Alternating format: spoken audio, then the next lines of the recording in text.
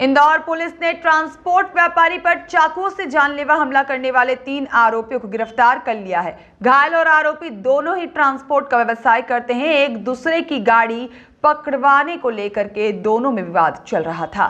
दरअसल पूरी घटना 2 दिन पहले राजेंद्र नगर थाना क्षेत्र के चोइथराम सब्जी मंडी के बाहर की है, जहां अपनी स्कूटी से ट्रांसपोर्ट व्यवसायी प्रदीप सिसोदिया जा रहा था। तभी अचानक से पीछे से आए बाइक सवार बदमाशों ने उस पर चाकुओं से हमला कर दिया।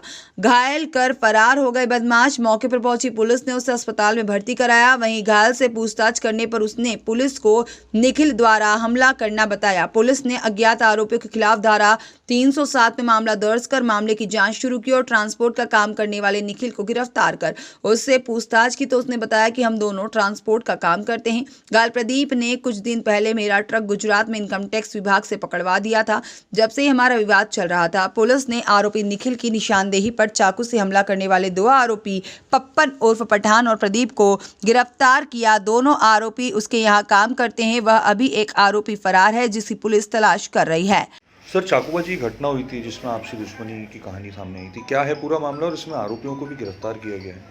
ये परसों दोपहर की घटना है, जिसमें चौथराम मंडी के पास एक व्यक्ति है प्रदीप सिसोदिया, उसको 3 अज्ञात लोगों द्वारा चाकू मारे गए थे। घायल अवस्था में उसको चौथराम अस्पताल में भर्ती कराया गया था और चूँकि उसको दोनों पैरों की जांघों पर और एक कंधे पर 6-7 घाव थे, इसलिए उसमें धारा 307 की पुलिस द्वारा अज्ञात लोगों के खिलाफ कार्रवाई की गई थी।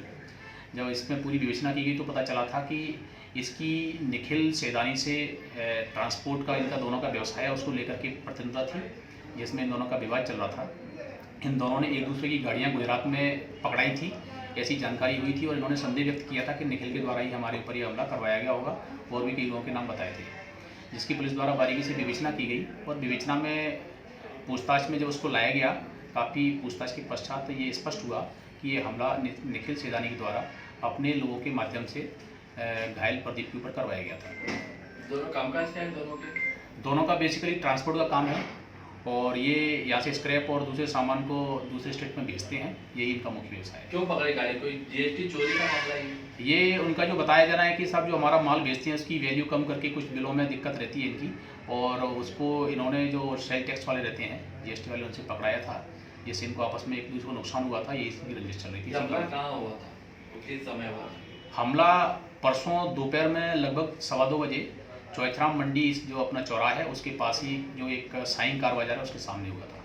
मतलब ये चलते रहा हुआ था दुकान? हाँ, ये उधर से आ रहे थे स्कूटी से, साईं कार बाजार के सामने पहुंचे थे रोड साइड से। इतने पीछे से मोटरसाइकिल पर 3 लोग आए थे और उन्होंने वहाँ इनको रोका और चाकू से इसके ऊपर हमला किया। सर, कुल कितने आरोपी गिरफ्तार हुए? इसमें अभी तक चाकू से हमला करने वाले 2 आरोपी पप्पू और प्रशांत और एक गोपाल और एक निखिल सेदानी जो व्यापारी है, इन 3 की गिरफ्तारी हुई है। एक इसमें आरोपी शेष है। ये जो बाकी जो हैं ये कर्मचारी वहीं के क्या कोई हायर कर रहे थे? हाँ, अभी जो जानकारी प्राप्त हुई है, इनसे पूछताछ की है, उसमें ये पता चला है कि जो दोनों आरोपी गिरफ्तार हुए चाकू मारने वाले पप्पू, प्रशांत और गोपाल, ये दोनों निखिल सेदानी जो व्यापारी है उसी के यहाँ काम करते हैं। रियाज खान की रिपोर्ट।